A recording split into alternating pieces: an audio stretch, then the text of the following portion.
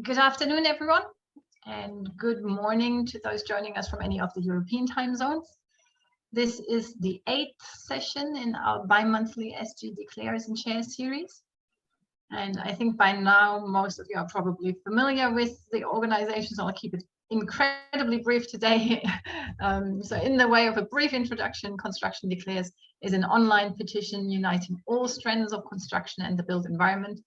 It started in May 2019 and now has over 9,200 signatories in various disciplines.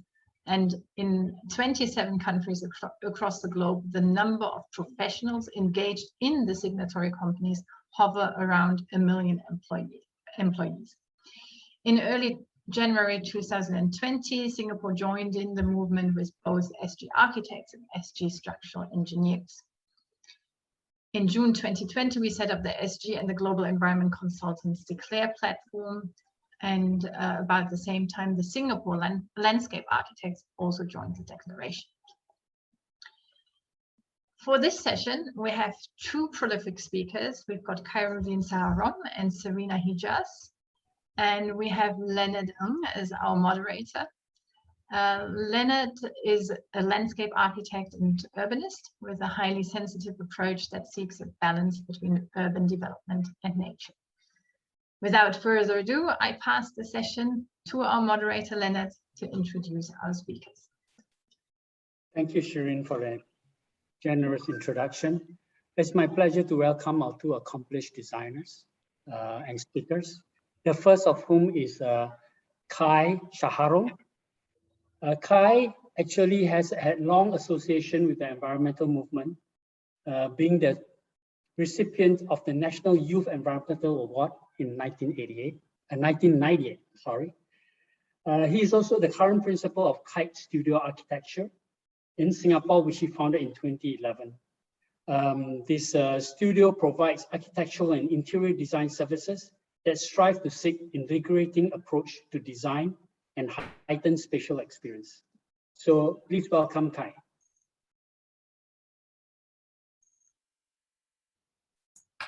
Hello, thanks Leonard for the introduction. Just gonna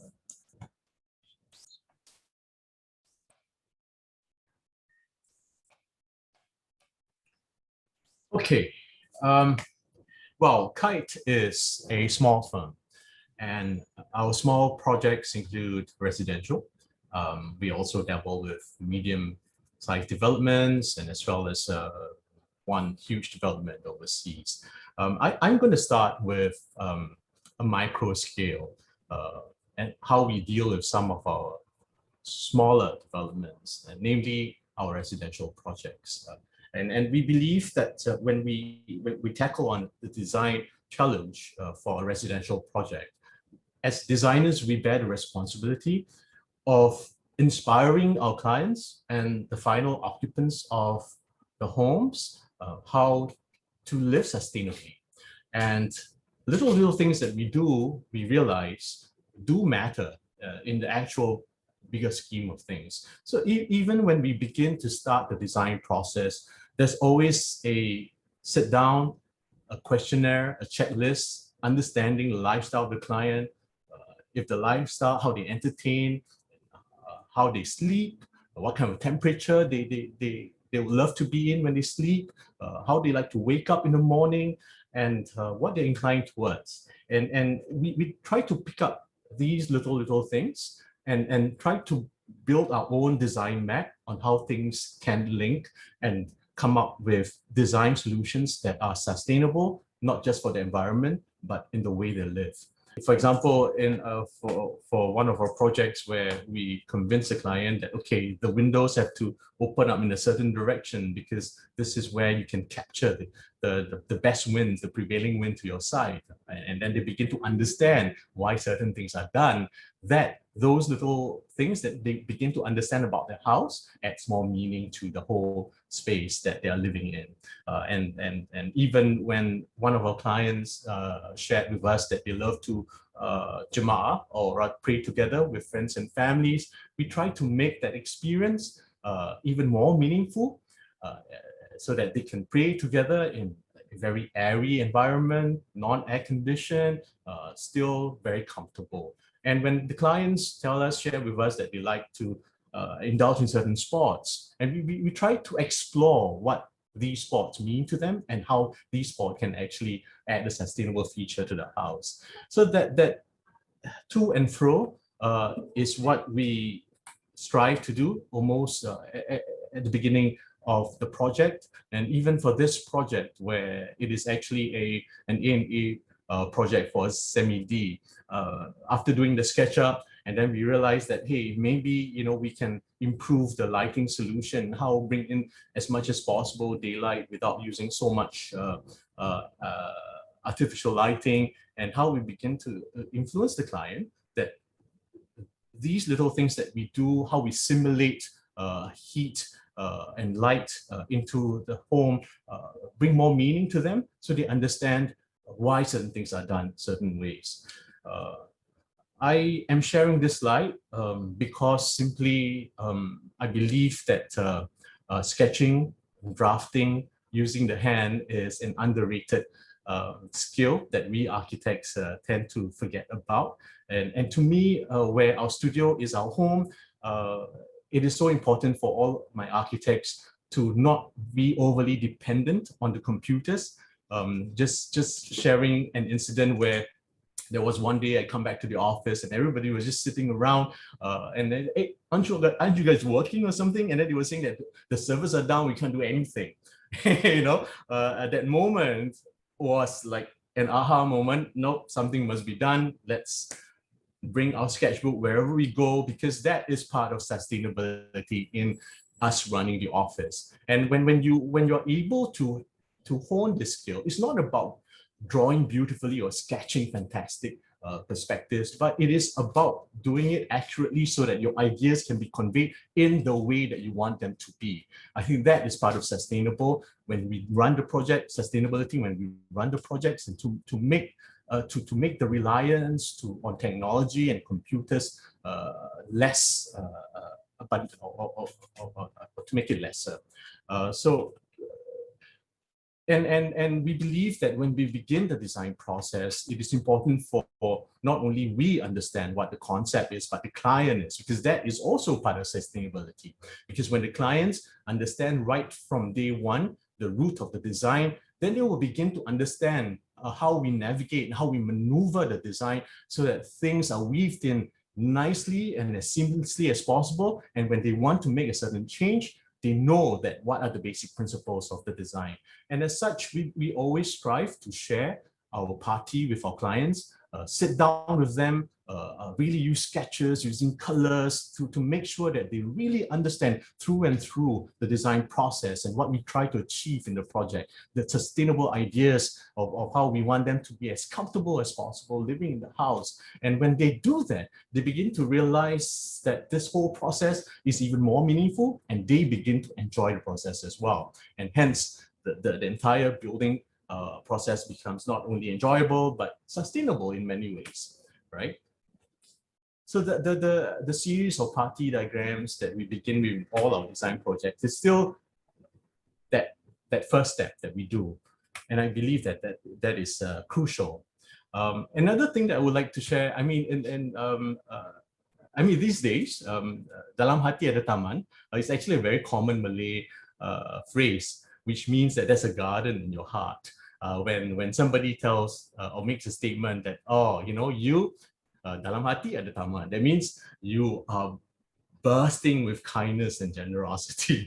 And I believe that soul that we have as human beings is something that is similar in the houses or in the buildings, the architecture that we design. And that soul is what we try to find in any part of our design process that we do. And at Kite, one of the manifestos, or one of the things that we always try to explore, is the idea of the courtyard, the green in the heart of the building.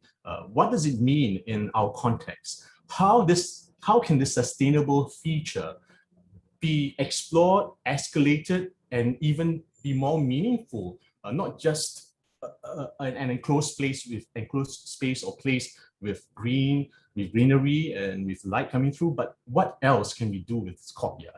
And in fact, most of our residential projects, we are lucky enough because we're able to explore the idea of what the concept or what a courtyard rather means in our design. For example, this is Jade. This is one of our earlier works where we try to introduce the courtyard as an engagement vertically, and how we begin to explore the courtyard, not just beginning from the bottom, but rather how it can expand and how you can experience it even when you're at the upper levels. And how we do it is actually integrating the way the clients live as well. So we introduce actually like a tree house in the middle of this courtyard where the children can come out from their bedrooms and stay on the deck and even have a chit chat with your friends and play in one of the decks. And then when they're feeling adventurous, they can go even higher. And the features that we introduce here allows the courtyard to be used in a different way. And that to us is quite interesting and exciting. And at the same time, this courtyard is doing what it needs to do in that context. Another example is how we try to explore the idea of containment of the courtyard inversely. Normally, we have the spaces which contains the courtyard, right? Our rooms and all that. But in this house, we decided, what if the containment is the other way around? What if the space is in the middle and the greenery is the one that contains it? And in fact, in other words, what if we explore the inverse relationship? So in this house, we actually introduce a landscape basin that actually cools the house, that allows air to flow, natural ventilation to just seep through and sweep through the spaces, allowing the spaces to be cool even in the hottest of afternoons. This is what it looks like in the eventual work, where the basement actually enjoys this beautiful greenery on both sides. And the living room floats above this clouds of green.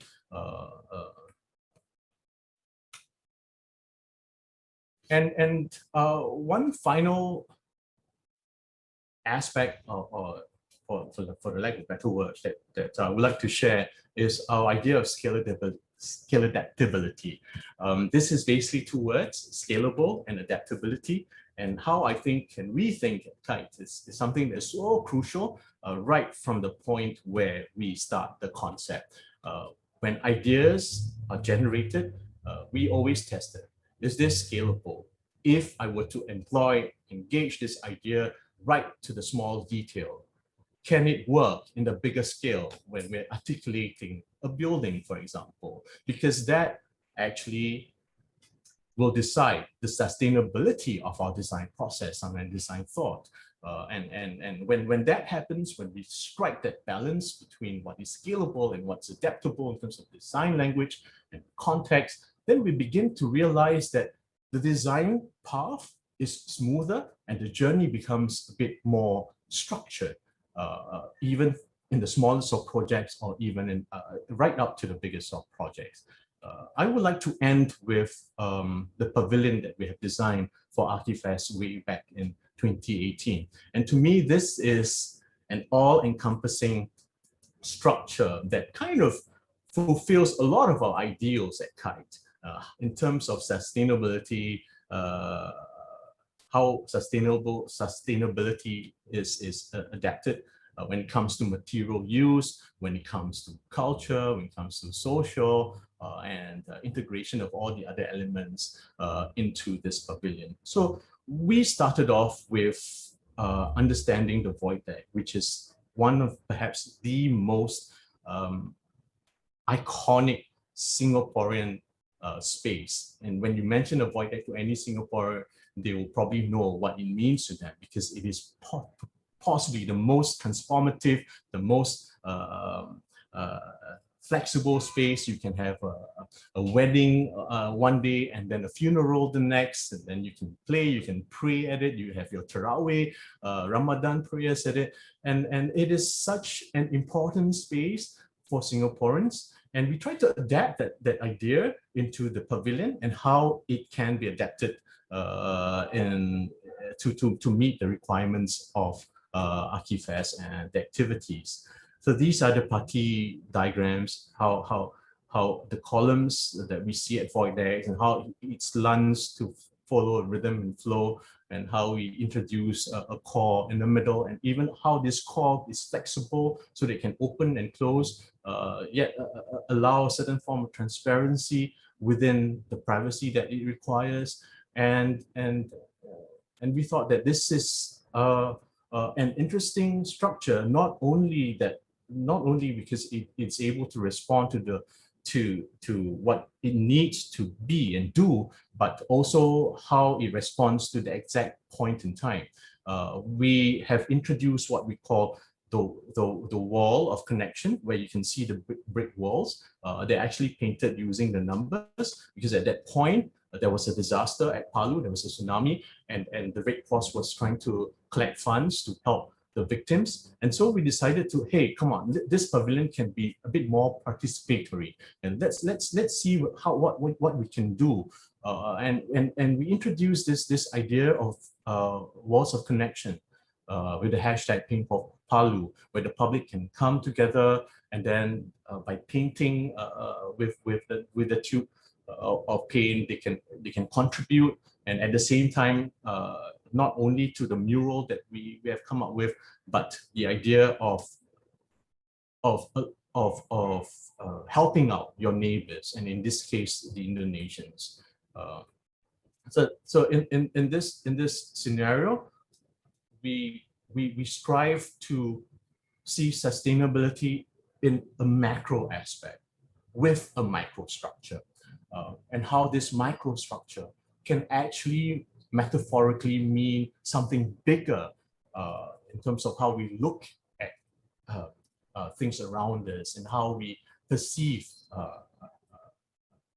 things around us. And I can proudly say that all the elements in the pavilion are actually recyclable. Even the trusses are aluminum structures, which can actually be unriveted, and they can be used in other structures. And with the brilliance of web structures, we were able to design rebars that can hold up the entire structure just by skewing bricks into it. So traditionally, you put mortar, and then the bricks will be glued together, right? But now, using this method called skewing the bricks through the rebars, we are even able to make use of the bricks after the pavilion is being dismantled for other projects or for other things. And the rebars that you see in the pavilion, expressed so beautifully by the engineers, were recycled for other things. In this case, a facade treatment, and even the floors that we use for the pavilion were being recycled for, in this case, a dental clinic. So we realized that all these little ideas that we have while doing all these small projects, when we ensure that these are scalable, it becomes even more meaningful when we try to adapt them in bigger projects. In this case, our latest work in Cambodia, which is actually a 40-story office tower and a residential and in another tower, how the idea could actually be portrayed and be escalated in a bigger scale using sustainable materials, sustainable craftsmanship. In this case, the pockets that you see, the triangles that you see, are actually sky villages that represent various landscapes of Cambodia, and how we try to bring in the traditional craft into these sky villages. And while the structure is modern, it still have all these nuances, all these very tactile feel of what craftsmanship and what traditional craftsmanship mean to the locals. And I would like to actually end with this little sketch that a child did while he was sitting in the showroom of Odom. To me, this sketch is so inspiring because he managed to capture all the essence of this development so accurately. The sky villages on top, the greenery, and how at the bottom of the podium is a flurry of activities, how communities can actually be engaged. So I think what is important is the fact that what we built or how we built today need to inspire the generations to come, because this is now. We need to make sure, especially in this profession where brain drain is happening so drastically and tremendously, how can we keep our talented architects in the profession? How can we ensure that while we are settling all these QP problems of technical issues that we have, we still must have that avenue to make sure that we are doing inspiring things for the environment, for the built environment, and for the community. And I think that is crucial. And I don't think that it needs to come from a big idea. Even the smallest of gestures can be inspiring. Yeah, with that, that's it. Thank you, Kai, for the very interesting talk, very much focused on almost the craftsmanship. Much appreciated. Next, I'd like to introduce us to a very accomplished designer. Her name is Serina Hijjas. She's an alumni of Bartlett School of Architecture and one of the creative directors at Hijjas Architecture and Planners. She is known for changing architecture through buildings that are responsive, energy conscious, and bold. She's the chairman of the Green Building Index Accreditation Panel and Deputy President of Green Building Council in hopes to bring awareness to flatten the current carbon trajectory. And now welcome Serina to give a presentation. Thanks, Leonard, and thanks, Kai. I think that it's true what Kai says, that we can make an impact, whether it's at a small or larger scale. We are obliged to make that impact of changing the sustainability and the approach to sustainability in our lives. I say lives because it's not just about our built environment, but about how we actually live, travel, commute, etc. I put this title as a teaser, I think, for us because lowering our footprint has always been discussed for a very, very long time. And I think that WWF, I don't know if you've gone into their website and tested yourself with regards to what is your footprint. But I think the idea of footprint and what it means is critical at this moment more than ever. WWF's definition is how big is your environmental footprint, and they will start off with the planet is in crisis. And we all know this, that the climate's in crisis and that the climate change is already here. The measurements of temperature change in Bayan La Paz is already up at 1 degree, and I'm sure down in Singapore, especially when you're islands, you actually see the change of climate. Heat island is definitely there, but it's all up to us to fix it. The other then was this definition of how big is your ecological footprint, and WWF also has this test. If you go into the Australian WWF, you can test your ecological footprint, but the global network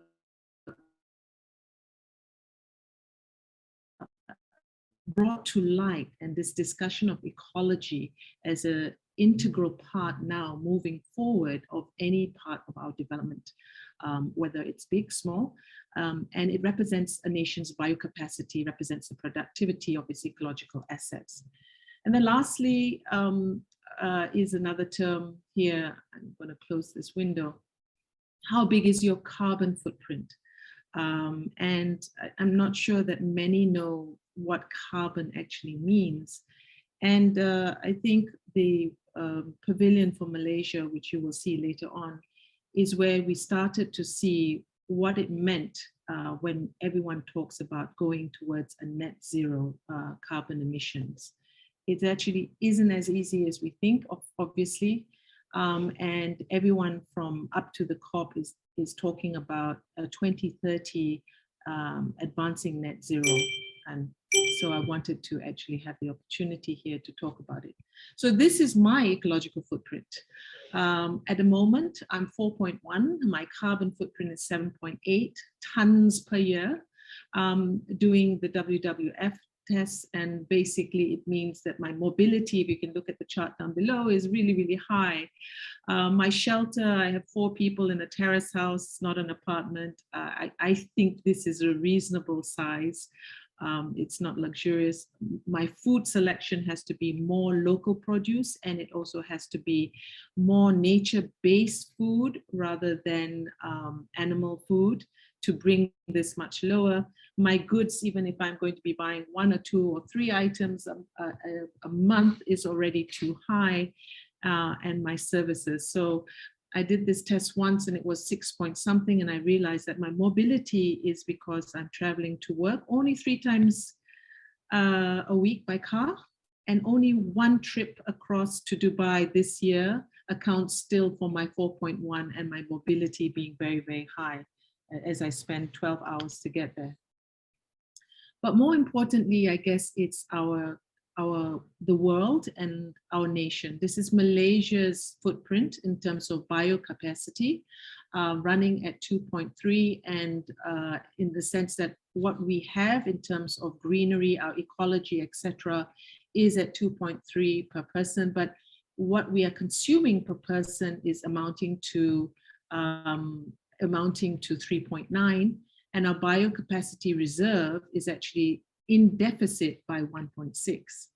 Now, don't be surprised if you tried this for Singapore and checked it out, even though you are approaching a more nature-based integration in terms of island-wide, the consumption rate and the biocapacity reserve deficit may be even greater than this. Of course, Indonesia, because it has still a lot more ecological, even though it has a huge percentage of more people, the balance is probably still a little bit lower than this. So it's about biocapacity, whether we are actually having enough of the ecological footprint out there.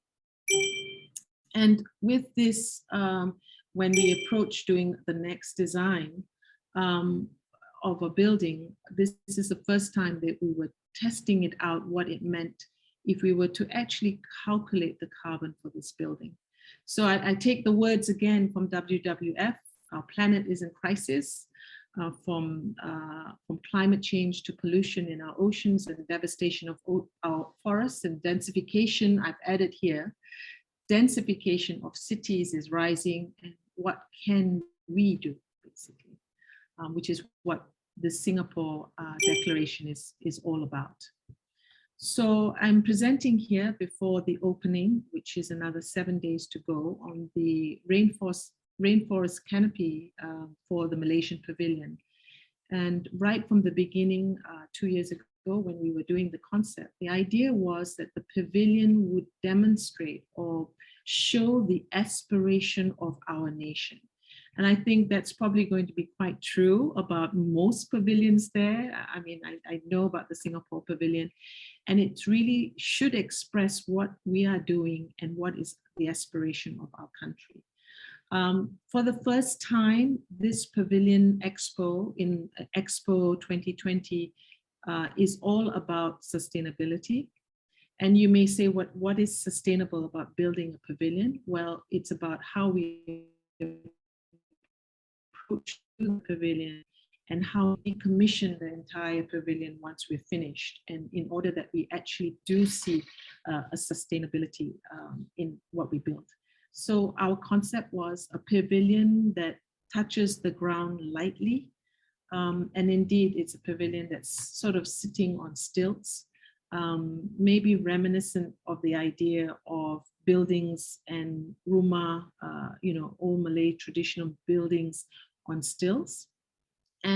But in terms of a very much more contemporary approach to this. So lowering the footprint of Malaysian Pavilion was our aspiration, both as a nation as well as an architect for this pavilion.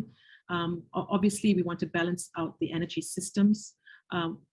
We know that reforestation and restoration is a big component to how we approach our design, and also as a nation, being cognizant that we have something to contribute to the world, and also to maintain. And obviously there's been a lot of flack about how much trees that are being cut and whether we're doing any restoration. Well, indeed, we are doing restoration work as well. The other component is about sustainable plantation. And inside the pavilion, obviously, one of the exhibits talks about what efforts we are doing in terms of sustainable plantations, and to demystify the idea that, you know, all plantations and the approach to our plantations is unsustainable.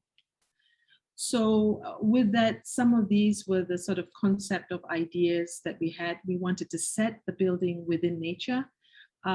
We wanted to talk about sustainable plantation and reforestation. And we want to create an experience that you are basically going to a pavilion that is semi in nature, and has a green and blue theme that goes through the building. We did look at the carbon strategy and the net zero strategy, and I'm showing these figures lightly. You are probably the only people that will be able to see these trees. And at the very beginning, we thought about offsetting, and the only reason why I want to show you this is that you can imagine that for one house, one pavilion, this pavilion is only 1,500 meters, 1,500 in terms of built up area is really quite small. It may be equivalent to somebody's bungalow. It may be equivalent to a small institutional building, but can you imagine when you build a supermarket or a shopping center? This alone has, without recovery, is about 1,352. And with recovery, basically, we can manage to reduce it down to 1,000. So then what could we do to offset that? And in real terms, if you want to think about ecology, you would actually have to plant 27,000 trees just for one pavilion to recover in terms of its embodied carbon and its operational carbon. And that is a lot of trees. So the rainforest canopy, which is the concept for the Malaysia Pavilion, sat on stilts, a very small, narrow site. Obviously, the experience of the exhibition was integral. Part of it is also setting it with some trees. The columns around the building is a metaphor for fireflies in trees. It actually lights up during the night in terms of a sparkling effect, giving us the impression and the allegory of basically being in a rainforest and elevated into the treetops. So the major component about this is how do we start to build something that is going to be sustainable, and thinking about materials, about how we can build it and then decommission and take it all the way down, and reuse some of the materials later on. In fact, that was a common theme from the first Expo Pavilion, which what we did was something that was put together and that could be bring down in terms of components and shipped back to Malaysia. But because the cost of construction was very, very low, what we built. So that is something to consider. And so I think it was ultimately parts of it was sold off. In this, as we all are merging into new building materials and thinking about materials, timber and sustainable timber is obviously one of the most effective ways of building. So we looked at sustainable timber facades, sustainable timber floors, but we still built it, of course, in steel structure. and the steel structure will be decommissioned and recycled. It's a lightweight structure, and the amount of deployment of material after it's taken down is targeted to be about 75%. In terms of operational carbon, what did we manage to do here in terms of approaching energy, water, and waste? Obviously, we maxed out as much as possible in terms of the solar PV on the roof, which only provides about 10% reduction. We then designed a building that is about 25.7% energy reduction. We looked at 85 portable water reduction in terms of the water. And the rest, what we have done is a procurement of renewable energy because obviously we don't have enough roof space for the remaining and the other components of the operational and embodied carbon, which is not covered under the 25% material deployment. And that's what we've done with REC from Dewa and purchase renewable energy from them in order that we could basically have a pavilion that is both in terms of its aspiration and target meeting what will be the first net zero carbon pavilion and net zero energy with that. So it's been quite a journey.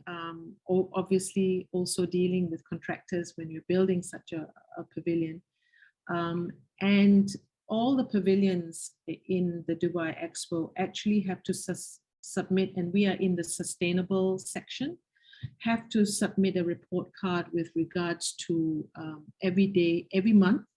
What is the carbon, what is the sustainable reporting on the construction of the pavilion, which has been very, very interesting. Another project that is a little bit similar on the idea of canopy structures and buildings is our idea for approaching affordable housing. We've never built affordable housing. This was a study for the city of Georgetown, and it's about densification and grounding. We know all the information with regards to ecology and putting green and all the rest of it, and plot ratios and all the rest of it. But what we felt was really, really missing about affordable housing is grounding the affordable housing. It's making, as I would always say, people in affordable housing can't afford to live in affordable housing. The spaces are very, very small. There are no community spaces. There is, in the high-rise building, there is really a very small, what I would call micro living spaces now, but it would actually house 4 people in that. So it was really important in this sort of idea and study about how could we approach densification and grounding developments. So I wanted to show what is in Penang itself, and probably I'm not sure if this is similar in Singapore, but in Penang, we used to have a density of about 78 units per acre in a development. And steadily it's been growing to 96, 148, 190, 223, 244. And you end up with blocks that started from 4 stories, which we already didn't feel were the best of the examples. And it would rise up to 41 or 42 stories in terms of blocks. And we really didn't think that this was a great model of affordable housing, and how could we actually look at something completely different. So on the first step, when we were looking at the design, something that was more low, 9 to 10 stories, that if you looked out your window, you would still see the trees outside, or at least a semblance of the trees, and you would feel connected to the ground. It would create a canopy of shading in this tropical environment that we lived. And we could still get to a fairly reasonable density in which we looked at about 150 to 160 units per acre. that would still give a sense of community, which was important to us. I think most of us in architecture have probably been fascinated about Moshti Safdie's habitat in '67, certainly when I was studying much later on. This was probably one of the best examples, even though when it was completed at the time, it was actually discussed as a project that didn't really meet the requirements and was desolate. And there was a lot of complaints about the housing. Since then, it's been upgraded a little bit, but it's also become quite a seminal piece that a lot of architects looking to do pixelation of buildings and housing and breaking it down and having greenery and all the rest of it, and also looking at construction that could be volumetric and fast. This has probably still been one of the most seminal works, I believe. The only thing is, this doesn't work in a tropical environment, because as we step up to a pyramid form of a building, we are actually exposing a lot more rooftops, a lot more heat gain area locations of the building for people living in housing like this. So we thought, well, what if we turned it upside down? And we created something that would have a bigger roof and a smaller base that would be self-shading.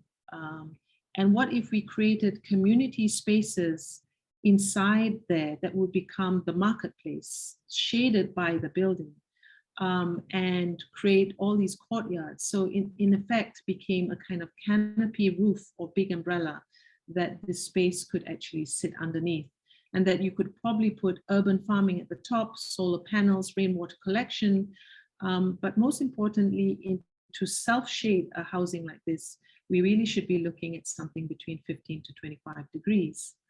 So this became one of the pieces of study of housing, creating spaces for the community, giving them locations that they can park their motorbike and go up to city. In Georgetown specifically, this was located in a location that was low rise. So in that case, the density would probably fit much better in. So it was something that was very interesting to us in terms of lowering our footprint by not building the densification so high, in terms of grounding and giving affordable housing what it really needs to address in terms of community spaces to the ground and outside spaces. When the spaces are so small, it really is the outside spaces that become the community spaces for affordable housing. And so this, I just wanted to show this piece. I mean, obviously we have done works that are, 52-story towers, 35-story towers, and offices, but approaching housing and approaching affordable housing really is something that needs to be addressed at a much bigger level. So these were just some of our ideas with regards to cooling, to greenery, sky cooling, thermal comfort, self-shading. And that's it. Thank you, Serina. Appreciate that both of you have shared your design. It really demonstrates that you have embedded really environmental sensitivity into your process and thinking. So we've got about 15 minutes for Q&A. And I noticed that we've actually got some questions that's been piling up. So maybe I'll just pose the first question from the public to both Serina or Khai. It's a more general question related to both of your presentations. The first one is integration of greenery in our buildings purely for the benefit of us humans, or are we thinking more holistically about the interdependence of the benefits of us humans with those of other species?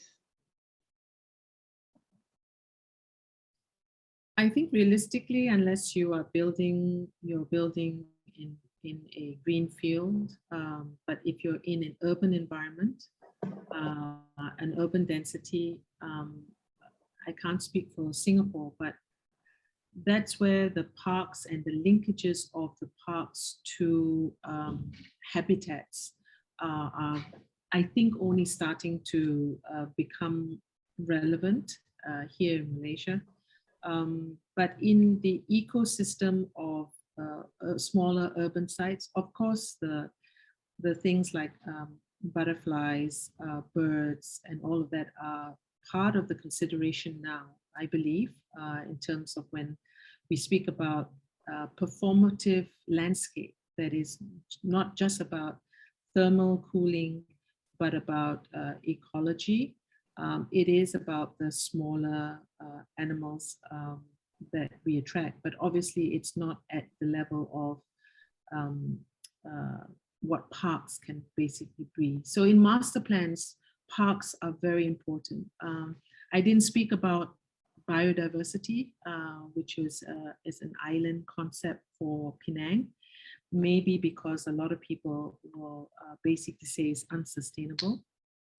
But the motivation for that takes all things considered with regards to building up the biodiversity, repairing the biodiversity, and adding 25% more urban greenery for all those components, as well as taking care of the ocean. So I think that's an example where the language of biodiversity and ecology is coming in at a bigger scale at parks level. Yes, it can be addressed. Right. Yeah. Thank you. I mean, that's really interesting to hear your thoughts from a Malaysian point of view. But Khai, do you have anything to add from your experience? Yeah, I mean, I agree with Serina. It depends on what you're building, what you're doing, right? But at the same time, I think for us, we just have to answer the two very important questions. The direct relationship that we have, whether or not the impact of our design, how the relationships that can be forged between human and the environment, and how this design can indirectly affect the fauna and flora as well. I mean, if you're designing a building for office workers, then the direct relationship would be for the people working in it. But then again, you have to question what indirect relationship can be forged when we design this building to the surrounding around this. Can this office building also become a nest for certain species of birds, for example, at a higher level, and then at a lower level, can it be a place for a certain garden, a type of herb garden or something like that, that the hawker center, or rather the restaurant, can actually do their own farm and then use the produce in their work and the repertoire, and that's what I mean. It's about forging the relationships and how direct or indirectly they can be linked to how you use the space. Yeah, that seems to be a really interesting and hot topic that people are curious to find out about more. Another question from Mr. Wong Cheng Ho actually was directed at Khai, and he asked whether there are any thoughts on the benefits of the circadian rhythm. Well, that's a study altogether, isn't it? I guess it is important for you to be aware of this rhythm and how you think design can actually be influenced by this rhythm. Yeah, there's definitely that opportunity, right? Because it is part of nature. And how you want to be in this rhythm is another thing that you can ask when you embark on the design process. What say you, Serina?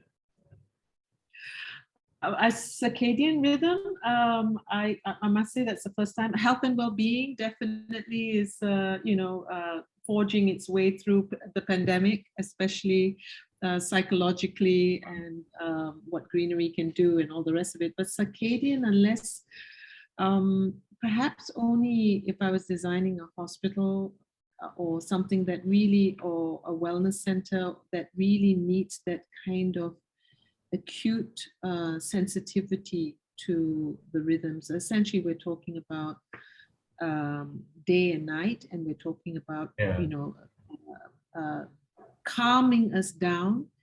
And really, as we all know, what calming us down is, can be everything from music to silence to, those are, I would say, smaller environmental impacts that you can do for yourself in your space.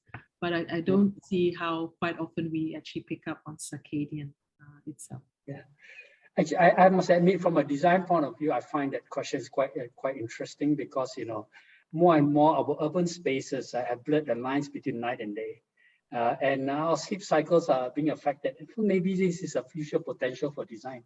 Yeah, and especially now, so that Singaporeans are known to be one of the most tired nations in the world.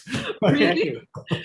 Well, I think what you need to do is put, I have a building in Putrajaya, we call it the eyelids, because it's got these eyelids. So what maybe you need to do is have the operational of, so this is where kinetic architecture I think that's where it can lend itself, where kinetic architecture, where the building envelope basically can open and rotate and all the rest of it, will respond to this circadian. So kinetic architecture. There you go, one interesting idea, which leads me to the next question from an anonymous attendee. It says, what role can technology play to help achieve our environmental ambitions in our current future developments? How have you integrated technology in your designs so far?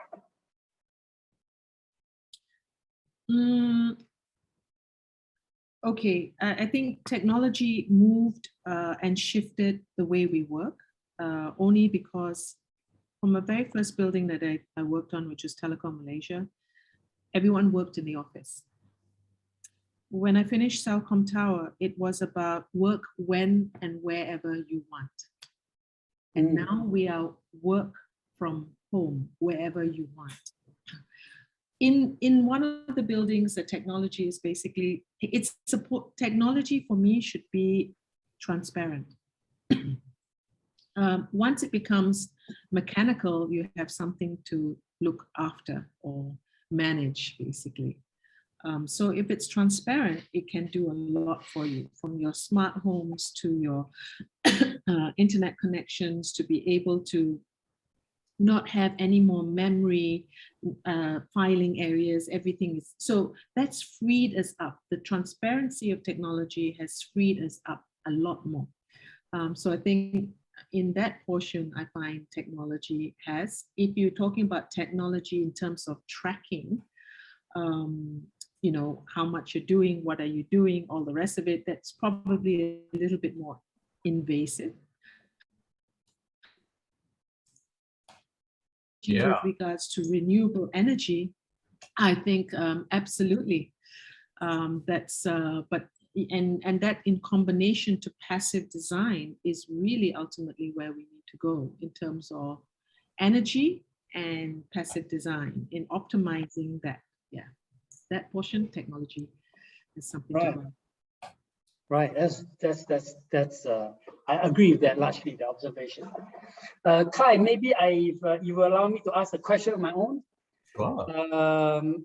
Your reference to the garden in your heart, actually, and to the soul of our design, actually, I found it really, really evocative. So my question is, how can we further extend this idea to the post-COVID environment? Well, look within your heart. I mean, you can see now how Singaporeans are so hard up for green spaces, right? If you go to MacRitchie over the weekend or after office hours, you see throngs of people. COVID has proven that we Singaporeans enjoy nature, you know. It's just that we don't venture out enough We always complain that it's so hot outside, but then good designs that you see around are beginning to reveal that even when it's hot outside, 34 degrees, there are spaces which are actually very cooling, very welcoming, very comforting. And I think that's what we designers need to do, how to make all these spaces comfortable, desirable in the climate that we are given, in the climate that we live in. That's the greatest challenge. And for us to keep on exploring, even how at Kite we are exploring the concept of the courtyard. You know, I believe there's so much to be explored, and we are so excited looking at the permutation of what a courtyard can mean. Even that idea of a courtyard itself is a barren land that is yet to be ventured. So I think we just need to really look within, right? Like how Singaporeans, when we are enclosed in this corporate world, we have to look within and find the spaces for ourselves. How we designers then have to look within and find all these little interesting things that we are forgetting, you know, and how we can actually build on them and build our own trademark of what these spaces are. I think that's our trademark. But it's really important for designers to know their stuff. And when I mean to know their stuff is that you need to know, if you design a planter, you need to know what trees can grow in your planter. You need to know how much soil you need. So the technicalities you cannot avoid. For us to be there, let's deal with the technicalities of knowing your plants, knowing how much soil you need to do, which plants can thrive in a certain environment. I think that is fundamental, and that's our responsibility. Yeah, I think that the COVID has definitely caused the mindset change. You know, what used to be considered a luxury is now a necessity, right? Like urban spaces. And finally, maybe the final question before we hand it over to Serina. And this is, I know it's coming. Serina on the spot. I know it's coming. Well, this is SG Declares after all. I know it's coming. And somebody said anonymous. I'm like, it's not anonymous. I know who the culprit is. So are there any plans of Malaysia to join Constructive Declares movement?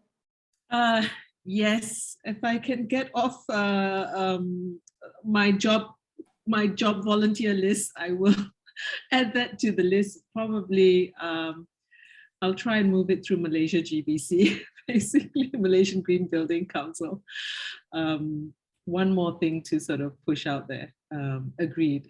We just did our Malaysia GBC just set all its targets and goals in terms of how to cultivate, how to move us in the next 10 years, especially with regards to health and well-being, net zero, and all the rest of it. So, okay. Tell doctor it will be done. You put me on the spot by inviting me here. I know that. Is somebody recording this presentation? Yes. You already got me to sign that in future arcs, so I'm obliged. Yeah. Okay, thank you very much. It's been an honor. Nice to see all this work that you've done, Kai. Yeah. Ditto. Yeah, it's so inspiring what you have shared with us today. Yeah. So with this, I'll hand it over to Serina to give us the closing words. Serina, please, what's the honor? Thank you so much. Thanks, Leonard, for beautifully rounding this up at the very end and putting Serina on the spot. Thanks to Mr. Anonymous for posing this question. No, but in all seriousness, it would be fantastic to have our neighbors join, of course. I think the more voices from Asia we have in this global debate, the better. It is a global movement, and it's important that, you know, we really are part of it. Thank you so much for your contributions. I really enjoyed it. I don't know how many of you in the audience went and quickly Googled their footprint after Serina showed hers. I think it's a fantastic reminder how we really have to hold ourselves responsible, both in our private lives and in our practice, in our professional practice, to really walk the walk, talk the talk, and really do everything we can to really be part of a fundamental shift in architectural practice. Thanks, Leonard, for hosting and moderating a very light-hearted and inspiring session. And thanks to everyone in the audience. And we hope to see you all in 2 months for the next session. Thank you. Bye. For the Thank you. opportunity. Good to see Yeah. everyone. Stay safe. Take care. Bye-bye. Bye.